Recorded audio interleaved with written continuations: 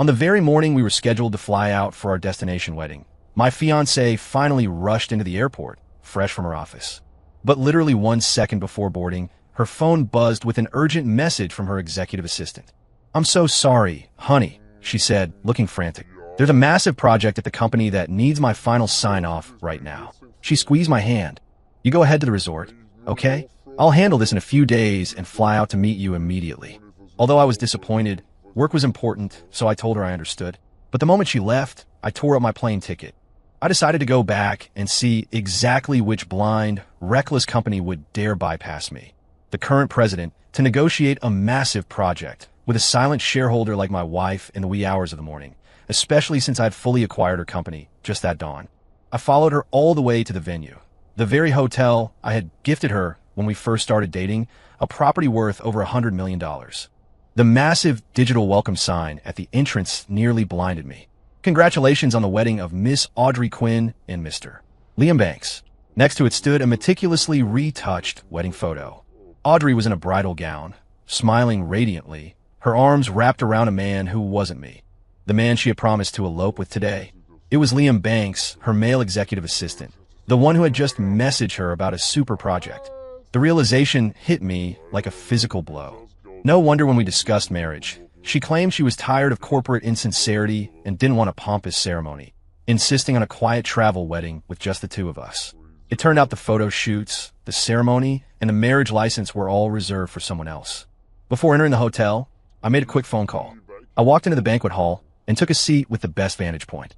I watched as the MC announced the bride's entrance. Audrey's father held her hand, walking her down the red carpet from the entrance to where I was standing. Liam walked from the other end, solemnly extending his hand toward her. Just as her father was about to hand Audrey over, and their fingers were about to touch, I didn't hesitate. I drove my boot hard into Audrey's calf, sending her crashing down in a humiliating tangle of white silk. Her veil tore off, and her bouquet scattered across the floor. She dragged Liam down with her as she fell. Sprawled at my feet, Audrey opened her mouth to scream curses, but the moment she looked up and locked eyes with me, the blood froze in her veins. Liam kept yelling for Audrey to get up, but she didn't dare look at him. I looked down at Audrey, who was panicked and struggling to rise, and asked, "Why the deep bow? Are you asking for a red envelope to pay for the wedding?" Hearing my voice, Liam turned his gaze to me in disbelief, his face draining of color. His instinct was to crawl behind Audrey to hide, but Audrey's father grabbed him. The old man looked sharp and aggressive as he pointed a shaking finger at me, deliberately raising his voice so the entire hall could hear. "You homewrecker. You're like a ghost that won't leave. Didn't I chase you off outside the hotel? How did you get in?" As his words echoed, everyone's eyes locked on me. No wonder he looks so shifty. Turns out he's the other man. Audrey is such a responsible girl, and she's devoted to Liam. Any ideas this guy has are a waste of time. Audrey and Liam have known each other since they were in diapers. Middle school sweethearts. As soon as Audrey made it big, she brought Liam to the city to share the wealth, even made him a boss. Who does this guy think he is? Try and come between them. Childhood sweethearts. Together since middle school. Perfect. I nodded along as I listened. Audrey had pursued me frantically starting in college. It wasn't until our senior year that I was moved by her persistence and agreed to be with her. Until today, the day of our supposed elopement.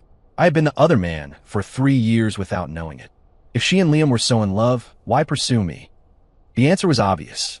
It was because I was the son of the country's wealthiest tycoon and a legendary pop diva.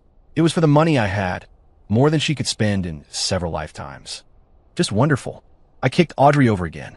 "You think I'm a homewrecker here?" Audrey's face was full of guilt, shaking her head at me desperately. She tried to explain, but Liam suddenly screamed and threw himself over her. "Audrey, are you okay?" He hugged her tight, winking at her frantically. Audrey stared at him for a moment, then slowly composed herself, a calculating glint appearing in her eyes. Seeing Audrey attacked, the guests were filled with righteous indignation. "Why are you hitting people, you homewrecker?" A man next to me rolled up his sleeves, raising his arm as if to punch me in the face. "Wait!" Audrey dropped her timid act. "Julian Sterling, you've been harassing me for years.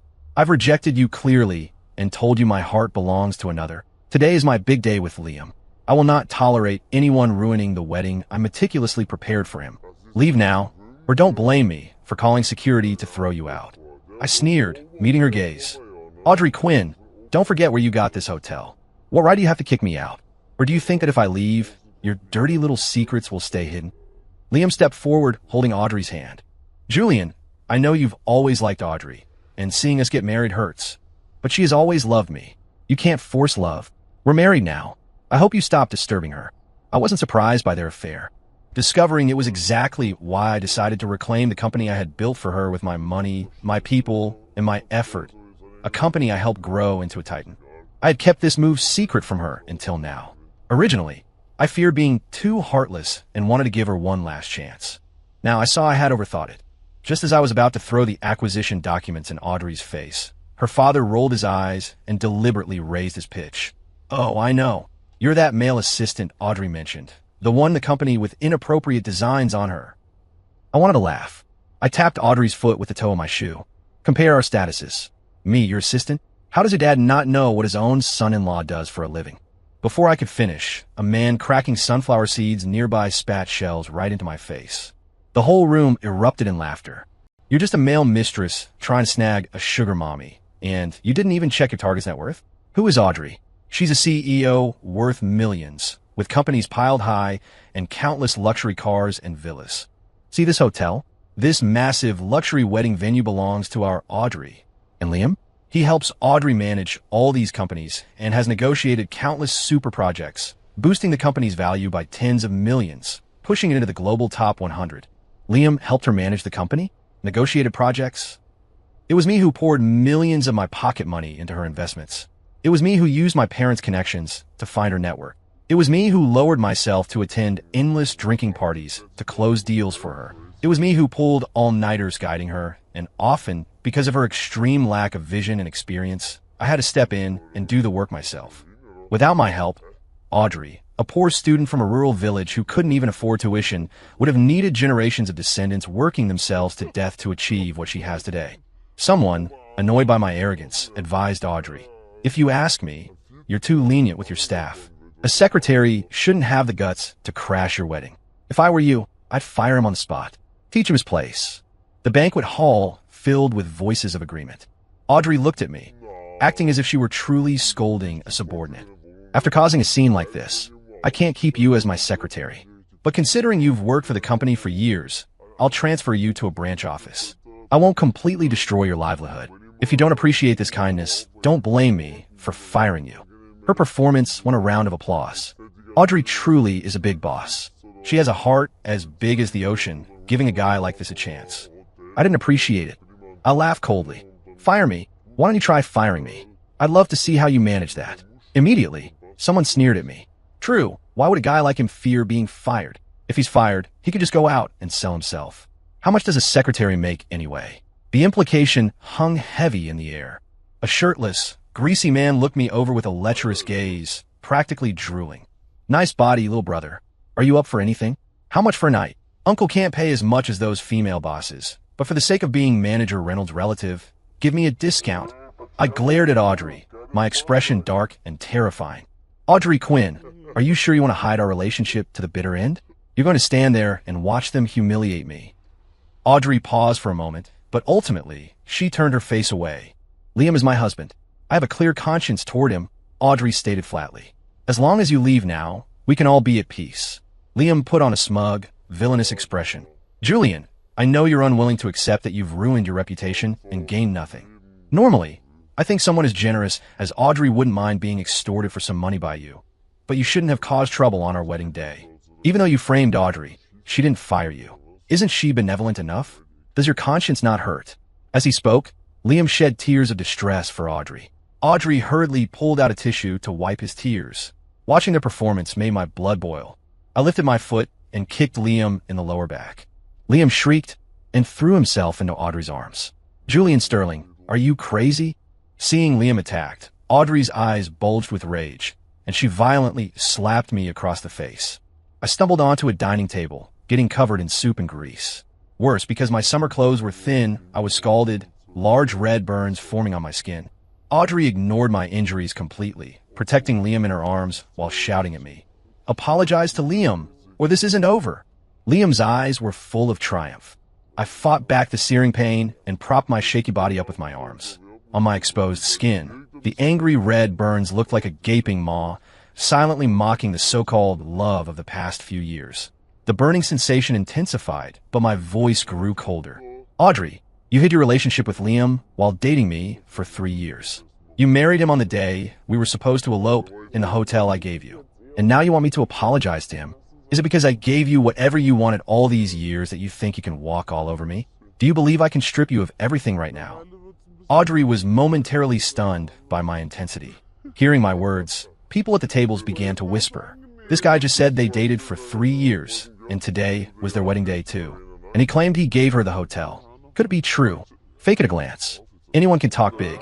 We watched Audrey grow up. We know her character. If the hotel is his, why didn't he say he opened her company too? Just then, a weak female voice spoke up. But I saw his suit brand online. It looks like a super expensive designer label. I've never even seen Liam wear something like that. Liam immediately glared at the girl, furious. It's your first time in the city. What do you know about quality? We're from the same village. And look at you, betraying your own. The girl shrank back, daring not to speak again. Audrey withdrew her gaze, satisfied. She grabbed Liam's hand and raised it high, showing off the dazzling matching rings on their ring fingers to the entire room. She looked down at me, as if I were a complete loser. Julian, you say today is our wedding day. Do you have proof? My parents, my family, none of them have ever met you. If I were really marrying you, wouldn't I bring you to meet my parents? Besides, did I get a license with you? Did I take wedding photos with you? Did I give you any wedding gifts? You need evidence to speak. I prepared all of these things for my Liam. Liam leaned on her shoulder, smiling arrogantly. Exactly, Julian. You can eat whatever you want, but you'd better watch what you say. Audrey's words solidified my guilt in their eyes because I couldn't refute them. It was true. I was stupid enough to ask for nothing when I agreed to marry her. At the time, I simply loved her and lacked nothing. I never thought that one day, this love would turn into a blade stabbing me in the heart. Everyone in the hotel was pointing at me, a homewrecker interfering in others' relationships. Let's see what you have to say now. We can't just let him go. We have to teach him a lesson. Immediately, someone grabbed my hair and dragged me hard to the floor. Liam's father winked at the shirtless, greasy man. The man understood immediately, bending over with a lewd grin to grab my abs. Little brother, being a homewrecker is immoral. Uncle is going to educate you properly today. I screamed, twisting my body desperately to escape his claws, but my limbs were pinned down. Terror washed over me. I shouted Audrey's name, hoping her conscience would kick in and she would stop them. Audrey's pupils contracted, and she was about to intervene, but a second later, Liam tugged on her arm. He ruined our wedding. I am upset. I want to give him a little lesson. Audrey hesitated, but just a small lesson. You know the folks from our village. They know their limits. Besides, we're watching right here. What could happen? Audrey fell silent. Liam embraced her, and she absently rubbed his back, watching as more men and women began to put their hands on me. Get off me. This is assault. You'll go to jail. But the next second, someone slapped me so hard I saw stars. What right does a cheap homewrecker like you have to accuse us? This isn't assault. This is doing God's work. Filthy insults drowned me out. Just when I fell into utter despair, a voice came from the door. I'm so sorry, everyone. I'm late. When he saw my face, the voice turned to horror. Stop. What are you doing? The face of Manager Reynolds, the hotel manager, became clear in my vision, and a sliver of hope rose in my heart. Reynolds was an old subordinate of my father's and had watched me grow up. When my father gave me the hotel, he asked Reynolds to look after me. Back then, Reynolds had acted terrified and swore his loyalty. Seeing my wretched state now, Reynolds went pale, his voice trembling. What on earth is going on? Audrey's father spoke first. Manager, this homewrecker dared to cause a scene at CEO Quinn's wedding. The villagers are defending her honor and have taught him a lesson. CEO Quinn tacitly approved all of this. If you don't believe me, ask her.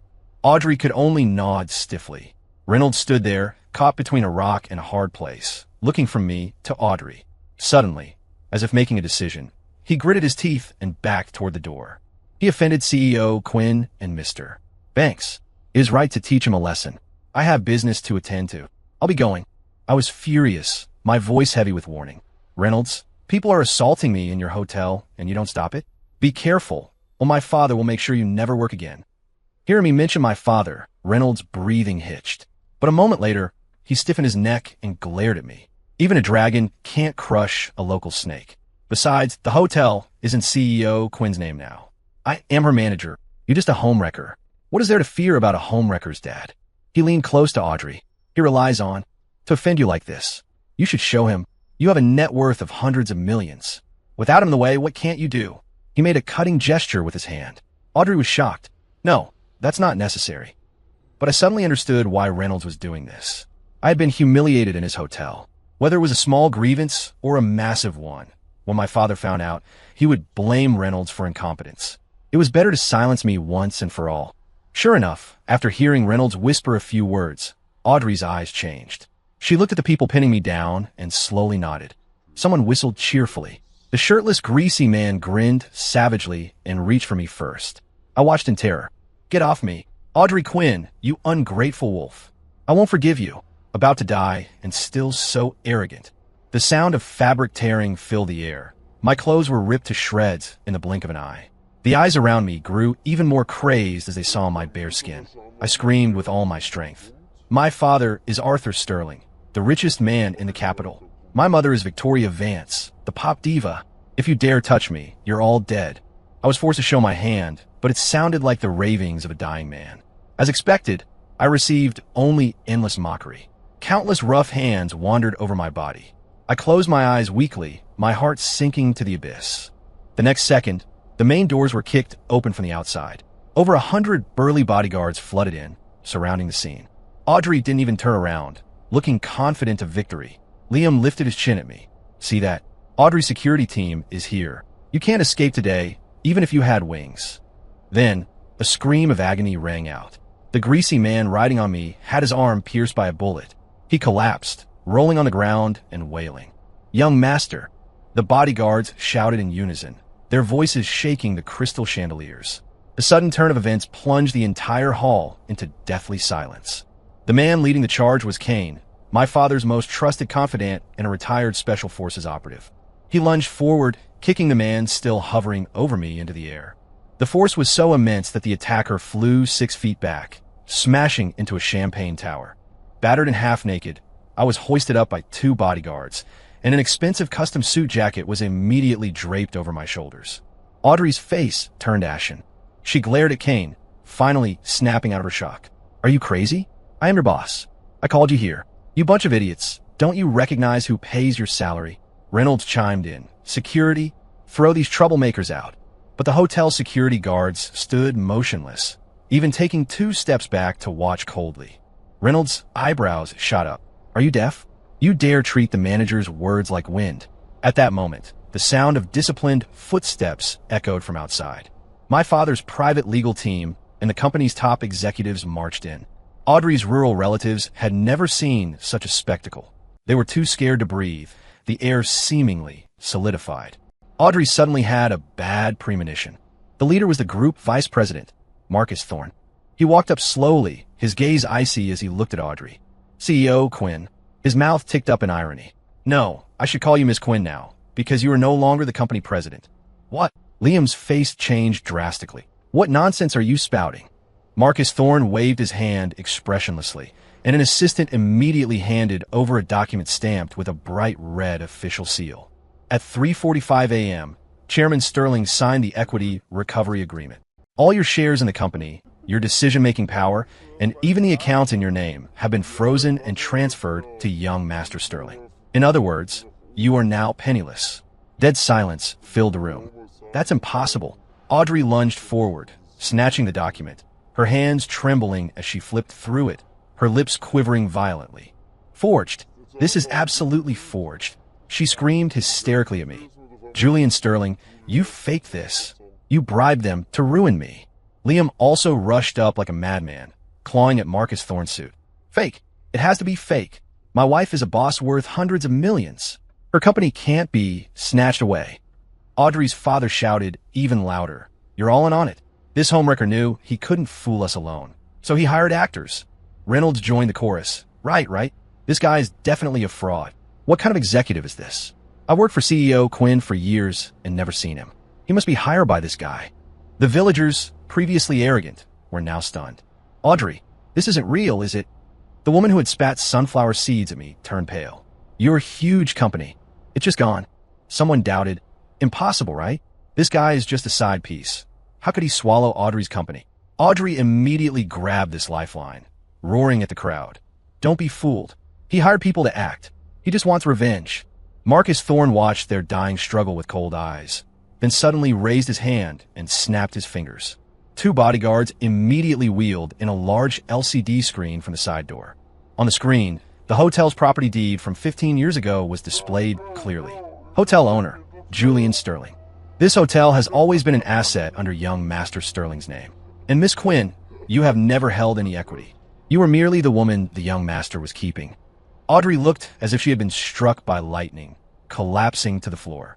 I slowly pushed aside the bodyguards and walked step by step toward Audrey. Looking down at her, I asked softly, CEO Quinn, who is firing whom now?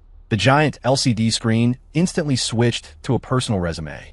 Julian Sterling, only son of Beijing's richest man Arthur Sterling, honor graduate of the world's top arts academy, sole heir to the Sterling Group. Playing alongside, it was a video of an interview I gave an international financial summit and a photo of my mother, the pop diva Victoria Vance, smiling with her arm around me at the Grammy Awards. The crowd went into an uproar. The villagers who had just called me homewrecker, secretary, and prostitute turned ghastly pale, their legs giving out. Some simply slumped onto the floor. He really is the tycoon's son. It's over. What kind of big shot did we offend? Will we go to jail? Will we die? Liam was the first to react. He shoved Audrey away violently, pointing at her nose and screaming, Audrey lied to me. She didn't say she was keeping a pretty boy. She told me she was a self-made millionaire. I was just trying to marry rich. I was duped by her. Liam's father tore off his chest corsage and rushed up to grab Audrey by the collar. You animal. My son is 28 this year. He's followed you for years. You wasted his youth. How could you lie to him? Lie to our whole family? Reynolds' legs went soft, and he knelt directly in front of me, frantically shifting the blame. Young master, spare my life. It was Audrey who wanted to kill you and take your things for herself, to let Liam take your place. That's why she ordered me to do it. I followed your father for so many years, always loyal. I was confused for a moment and listened to Audrey's lies. Young master, please give me another chance. Please spare me. The aunt who had called me rat-faced rushed up and slapped Audrey hard. You beast. You were the one keeping a man, yet you told us young Master Sterling was the mistress. The greasy man who had sat on me was pinned to the ground by the crowd, his face green with terror. Young master, I was wrong. I was blind and deceived. Please be the bigger person and let me go. Audrey was trembling all over, finally realizing she was completely finished. She crawled to my feet on her knees, her hands hugging my legs tight. Her eyes were red, snot and tears smearing her face. Julian, I love you. I really love you. It was all Liam seducing me. He threatened me, said if I didn't marry him, he'd tell everyone in the village I was being kept by a sugar daddy. I just cared about my reputation. That's why I made a mistake. She wept bitterly. Julian, give me another chance, okay? I'll divorce him right now. I'll live a good life with you. I swear I'll only love you for the rest of my life. Please, let me go. I looked down at her disgusting face and slowly curled my lip into a cold sneer. Love. I kicked her over onto the floor. At death's door, and you finally learned how to love me? I, Julian Sterling, can have any woman I want. Do you think I need your scraps of affection? I turned and scanned the room, my tone icy. Everyone here today, anyone who laid a hand on me, anyone who cursed me, none of you will escape. Lawyers' letters, indictments, financial compensation claims. I will make you all pay the price you deserve. Liam screamed, grabbing his father and trying to run, but the bodyguards blocked them instantly. Audrey looked like death warmed over, closing her eyes in despair. The crowd wailed. I turned away from Audrey in a grand gesture, stepping over the broken champagne glasses and torn wedding decorations, and strode out. Behind me echoed the heart-wrenching cries of those people. I fulfilled my promise to leave Audrey with nothing, reclaiming everything I had ever given her. Half a month later, court was in session. I didn't even attend in person. My father's gold standard lawyer appeared on my behalf. In the solemn high court of the Capitol, everyone held their breath. The judge's steady voice echoed through the courtroom.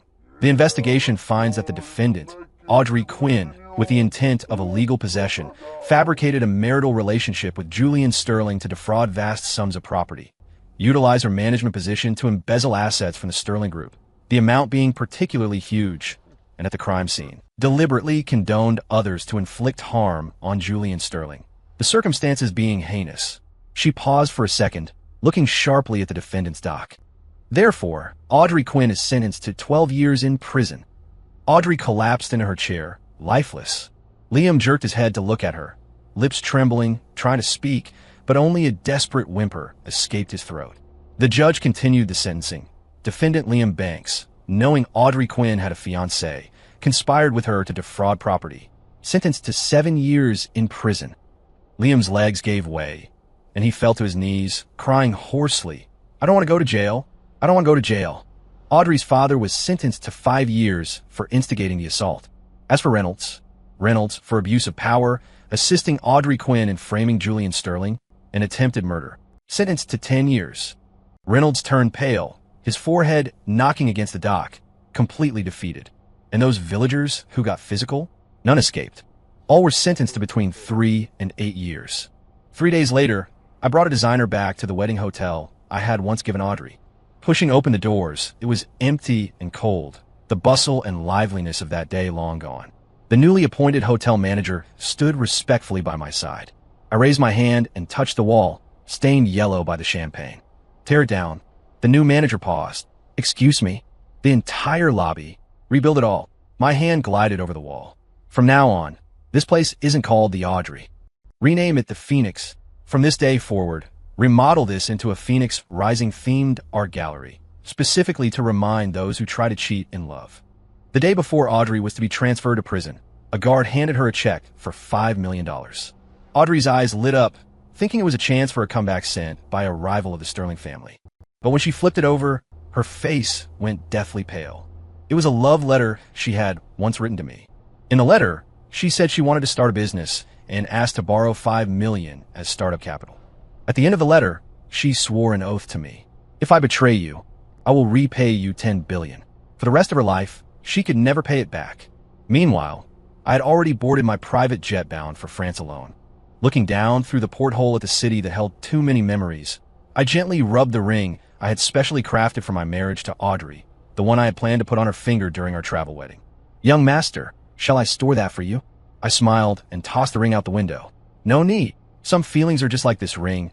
They're already in the past." Breaking news. Under the leadership of President Julian Sterling, the Sterling Group's market value has broken the $100 billion mark. On the TV, the host's voice was passionate. But off-screen, in the prison exercise yard, a woman with disheveled hair suddenly fell to her knees and wept bitterly. Some people lost love, some lost their dignity, and I'm merely ensured they met the fate they deserved. Story complete.